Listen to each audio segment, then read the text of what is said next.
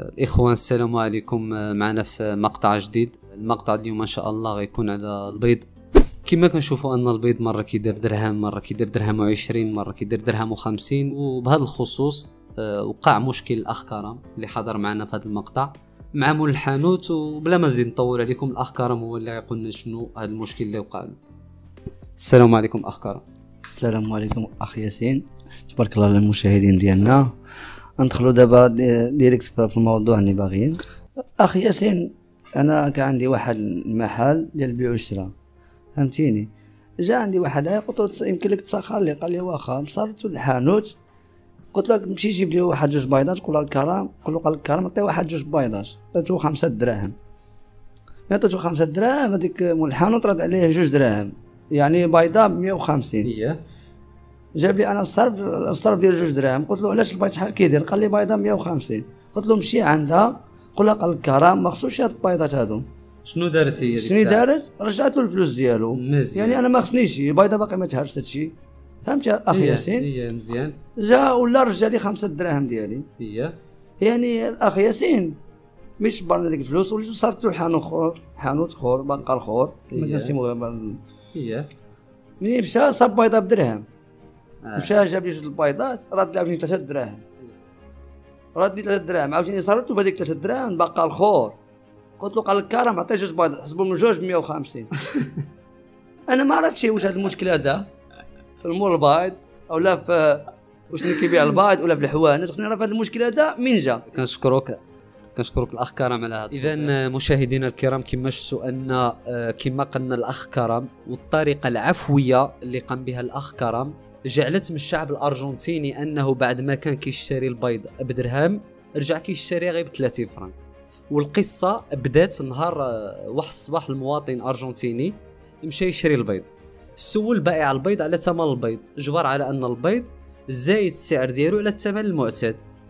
هنا المواطن الارجنتيني شبر ديك الكرتونه ديال البيض ورجع للبائع قال له اسمح لي، انا ما نشريش البيض بثمن مرتفع وانا نقدر نعيش بلا بيض، يعني ماشي شي حاجه مهمه، خليها عندك. الشبار مشى بحالو داك المواطن. جا المواطن الارجنتيني الثاني قام بنفس العمليه، الثالث بنفس العمليه. شنو وقع؟ دازت واحد السيمانه الشركه الموزعه للبيض دازت للمحلات تنزل لهم البيض. ملي دازت عند المحلات جبرت ان اصحاب المحلات عندهم ستوك، البيض اللي داو اخر مره راه ما تباعش.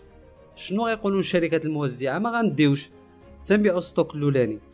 هنا داك الشركات الموزعه في العناد اللي عندها انها زعما قادره تغلب المواطن الارجنتيني، قالت ماشي مشكل، خلي البيض غالي، راه غا سيمانه ويرجعوا يشريوه كما كانوا دائما. ولكن الشعب الارجنتيني كان اعند، كان عنده اراده قويه. دازت السيمانه الثانيه ما شراش البيض تماما. شنو غيوقع؟ اجتمعت الشركات لانه وقع لها واحد الخسائر واحد ستوك.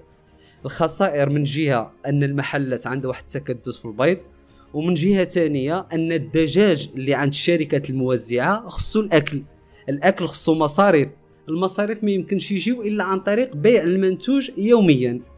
هنا الشركه قالت انها غادي ترجع الثمن الاصلي اللي كان هو درهم. هو ماشي درهم، هما العمله ديالهم مختلفه، ولكن باش نقربوا الفكره نقولوا ان البيض كان كيدير درهم. الشركه دازت لها غداو علمت اصحاب المحلات انهم يبيعوا البيض بدرهم وداك الخسائر ديالهم هي غتخلصها. اشنو وقع؟ الشعب الارجنتيني ما شراش البيض واخا رجع لدرهم، قال لك خصهم اعتذار رسمي. شنو غيوقع؟ الشركات الموزعه وقع لها واحد الستوك وعلى شفه الافلاس. شنو دارت اجتماع ثاني طارئ عاجل، وقامت بتخفيض البيض الى ربعه، اي انه كانوا كيشريوه بدرهم رجعوا كيشريوه ب 30 فرنك.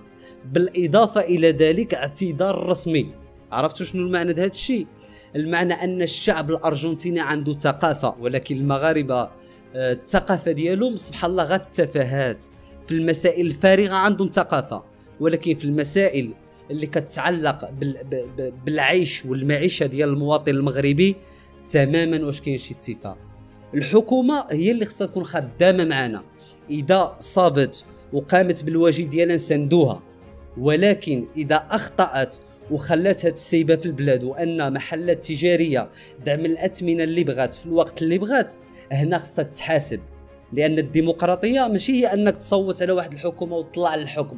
الديمقراطيه هي انك تحاسب ذاك المسؤول اذا اخطا. الاخ ياسين كما كنقول لك اخ ياسين يعني بيضاء واش هاك مره كتطلع مره كتطلع واش ما عندها شي ثمن محدد يعني كما الزيت ولا كما السكر ولا يعني البيضاء كيلعبوا به كما بغاو ولا كيلعبوا بينا حنا كما بغاو.